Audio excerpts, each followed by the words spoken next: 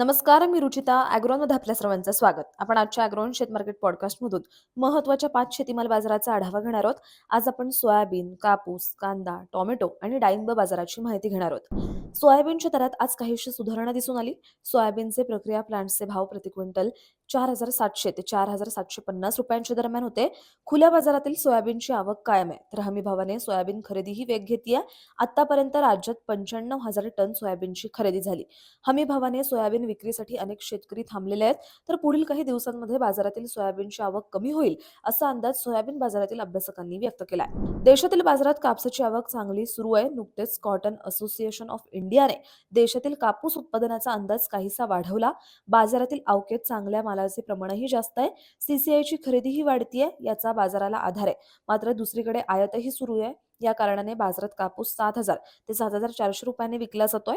बाजारातील कापसाची आवक पुढील काही दिवस स्थिर राहू शकते, असा अंदाज कापूस बाजारातील अभ्यासकांनी व्यक्त केलाय. राज्यातील बाजारात कांद्याची आवक काहीशी मर्यादित झाली आहे. खरीपातील पिकाला पावसाचा दणका बसल्याने उत्पादन कमी असल्याचं शेतकरी सांगतात.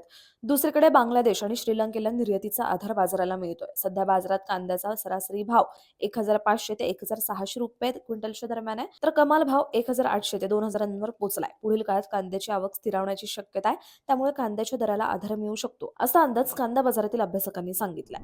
राज्यातील बाजारात टोमॅटोचे भाव टिकून आहेत. बाजारातील आवकही मर्यादित दिसते.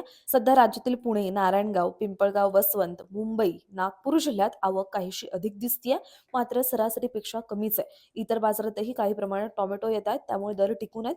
सध्या टोमॅटोला बाजारात सरासरी 2,500 ते 3,000 रुपये दर मिळतोय.